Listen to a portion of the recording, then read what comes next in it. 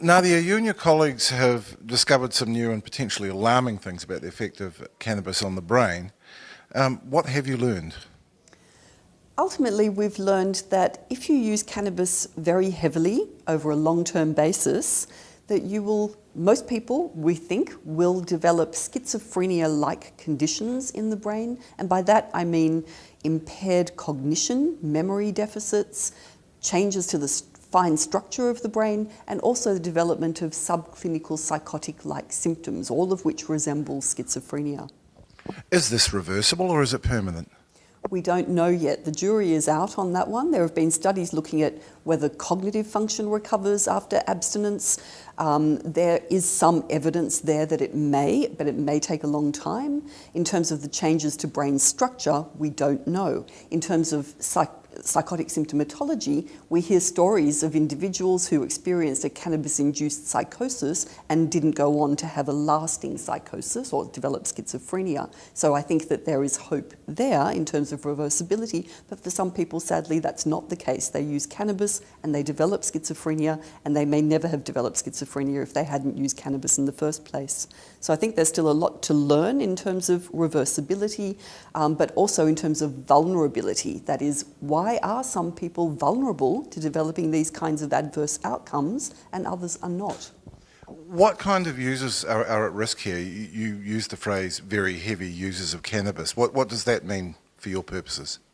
Pretty much daily use for at least several years. Most of the studies that we've conducted have been on very long-term users, so daily for around 20 years. But we do have some evidence that these kinds of changes that we're looking at do develop earlier in the trajectory, but it also very much depends on at what age you start using. So if you start using during adulthood, pretty much when the brain has already completed its maturation, you have a longer term trajectory of perhaps using cannabis without major adverse effects. But if you start using cannabis at an early age, some of these adverse effects can arise much sooner than they do ever in adults.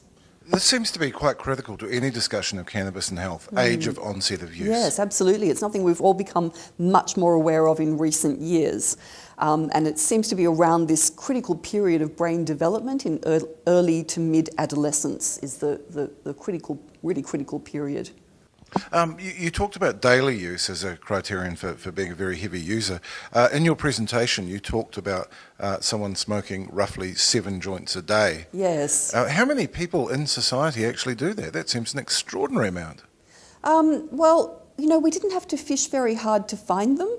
What we do is we put an ad in the newspaper recruiting cannabis users who have used for at least 2 years and are using at least once a fortnight.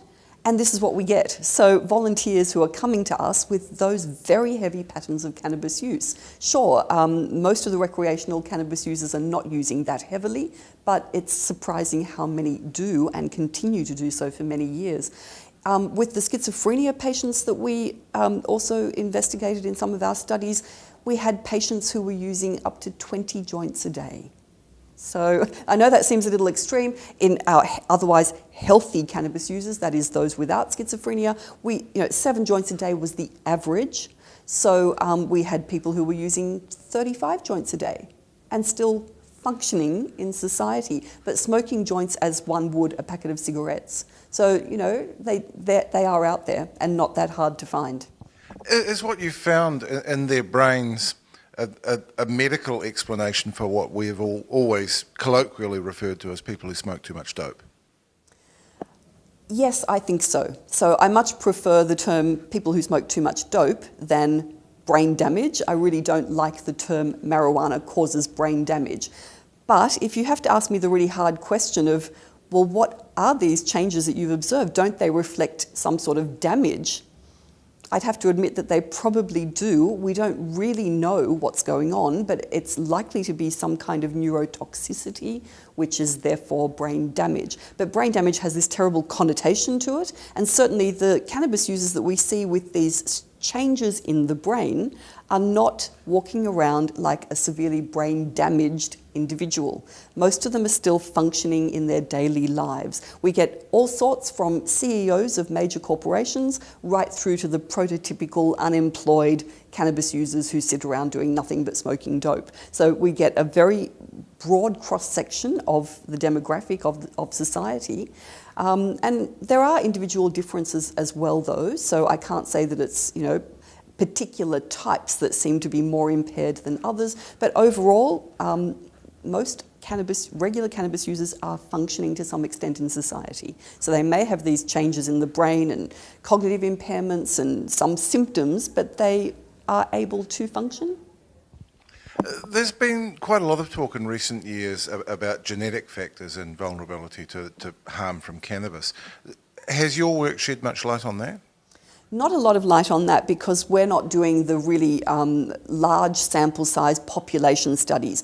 Our studies are focused on recruiting specific types. When I say specific types of cannabis users, we're focused on recruiting relatively clean cannabis users where we're excluding a whole range of other potential confounds. If we want to be able to make claims that what we find is associated with cannabis use and not some other factor, we need to rule out families' histories of psychosis or psychological disorders, other substance use, heavy alcohol use, etc., so that we're more confident that we're talking about the effects of cannabis. Do you think the fact that these people that your subjects have responded to a newspaper advertisement, that they could probably have guessed would lead to bad news? What do you think that indicates? Do you think that they had some concern already about their own health? Yeah, look, what I can say there is the people who respond to our ads are of several different types. In the old days, in fact, this isn't happening so much now, but when I started doing this research 20 years ago, in the first 5 to 10 years, there was always a very strong representation of people from normal. I notice that there is a presence of normal at this conference. I think normal have become very quiet in Australia, and I don't know why that is. But initially we would get people from normal saying, you can throw any test you want at me and I'll show you that I'm fine. I've been smoking dope for 20 years and I'm fine. There's nothing wrong with my brain. So there was that type. I don't get that challenge so much anymore. Now I get probably a mix of people who hope that there really isn't anything wrong, but they are starting to be a little concerned. They've started to notice that their memory isn't quite right, and they kind of hope that they'll come to us and we'll give them an individualised assessment, which we don't. We report on findings from an overall group, but they're hoping and they ask us to give them an individualised assessment, and they want to be told that they're fine, even though they have some concerns. And they're maybe thinking about the possibility of stopping using, but they don't want to stop. So we do get that type. And then the others are just there either because they're vaguely interested in cannabis research going on, they think maybe they'll get a joint if they volunteer for our study, or at least they'll get paid. So we do get a lot of the prototypical unemployed types who see that there's a study at a university about cannabis. Yeah, that's me. I'll get paid to do it, but they don't really care much either way what the results are. So. How would you compare the impairment you found with respect to cannabis with the kind of impairment seen in heavy users of other drugs, such as alcohol?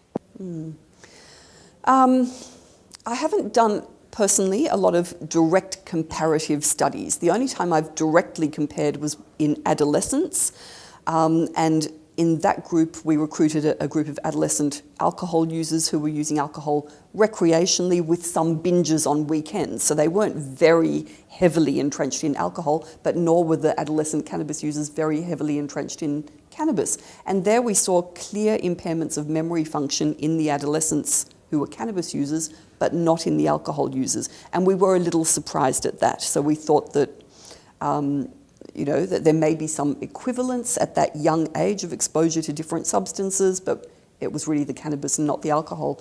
In all of our other studies, we've focused, as I said, on relatively clean cannabis users, so we exclude the polydrug use and the heavy alcohol use, but we nevertheless look at associations between our findings, our outcome measures, and levels of exposure to cannabis, to tobacco, and to alcohol, and to the little bit of other drug use that we might allow into the study. And again, it's always the cannabis, it's not the other drugs.